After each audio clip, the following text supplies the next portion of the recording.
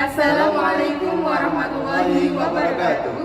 Kami dari Prodi Manajemen Pendidikan Islam, Fakultas Tarbiyah dan Keguruan UIN Sunan Ampel Surabaya akan mempresentasikan mengenai makomat dan akhwat serta macam-macamnya.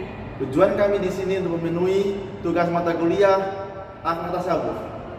Sebelumnya, perkenalkan terlebih dahulu, kami dari kelompok 8. Nama saya Arini Zawatul Khairah dengan NIM 0602032224. Dan saya Farida Dwi Rahmawati dengan NIM 0602032230. Dan saya Faisal Effendi dengan NIM 0602032223. Selamat menyaksikan.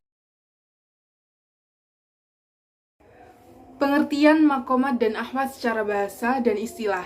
Pengertian makomat secara bahasa sendiri artinya berarti pangkat atau derajat, sedangkan menurut istilah, makomat adalah kedudukan seseorang hamba di hadapan Allah yang diperoleh dengan melalui peribadatan, mujahadah, dan lain-lain, serta yang tidak ada putus-putusnya dengan Allah Subhanahu wa Ta'ala.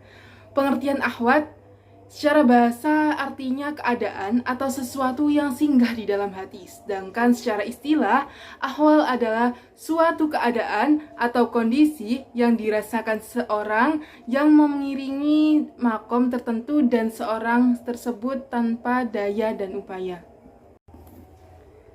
Macam-macam makomat dan ahwat. Macam-macam makomat ada 9, diantaranya yang pertama adalah al-zuhud, yaitu suatu sikap melepaskan diri dari rasa ketergantungan terhadap kehidupan duniawi dengan mengutamakan kehidupan akhirat, yang mana tidak menjadikan kehidupan dunia sebagai tujuan akhir.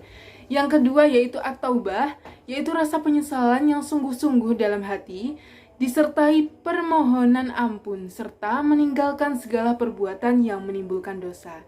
Yang ketiga adalah al-wara', yaitu sikap berhati-hati terhadap ketentuan-ketentuan Allah sehingga tidak melanggar aturan Allah. Yang keempat adalah al-faqr, artinya tidak menuntut banyak dan merasa cukup dengan apa yang telah diterima dan dianugerahi oleh Allah. Karena itu definisi dari fakir. Di sini seseorang yang fakir selalu merasa cukup dan puas. Yang kelima yaitu as-sabr, yakni sabar, yang menjauhkan diri dari hal-hal yang bertentangan dengan kehendak Allah.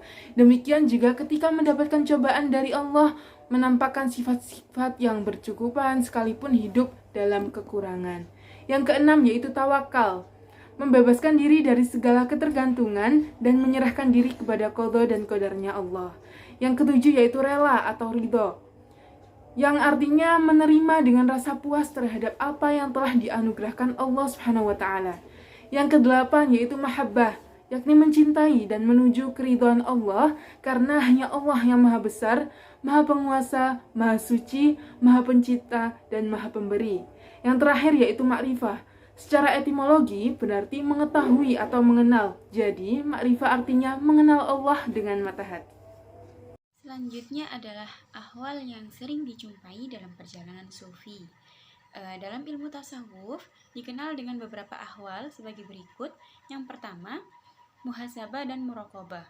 Muhasabah merupakan sikap meyakini bahwa Allah mengetahui segala pikiran, perbuatan, dan rahasia dalam hati yang membuat seseorang itu menjadi takut, hormat, tunduk kepada Allah. Sedangkan muraqabah itu merupakan adanya kesadaran diri bahwa ia selalu berhadapan dengan Allah dalam keadaan diawasi oleh Allah. Yang kedua ada hub atau cinta.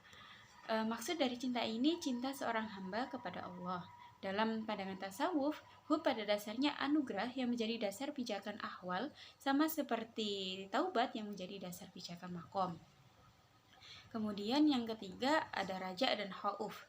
Raja merupakan sikap berharap atau optimis, yaitu perasaan senang hati karena menanti sesuatu yang diinginkan dan disenangi. Sedangkan khauf merupakan kesaksian hati karena membayangkan sesuatu yang ditakuti yang akan menimpa dirinya di masa yang akan datang. Yang keempat ada syauq atau rindu. Syauq yang dimaksudkan adalah rindu kepada Allah atau kepada Tuhannya. Syauq merupakan rasa rindu yang memancar dari kalbu karena gelora cinta yang murni dan disertai dengan muhabbah. Yang kelima, uns atau intim. Uns merupakan keadaan jiwa dan seluruh ekspresi terpusat penuh pada satu titik sentrum, yaitu Allah. Yang terakhir adalah menyebutkan kegiatan yang berhubungan dengan Allah Subhanahu wa Ta'ala. Yang pertama ada al-muhsinin atau ihsan, merupakan perintah melakukan segala aktivitas positif seakan-akan Anda melihat Allah atau paling tidak selalu merasa dilihat dan diawasi oleh Allah Subhanahu wa Ta'ala. Yang kedua al-muttaqin.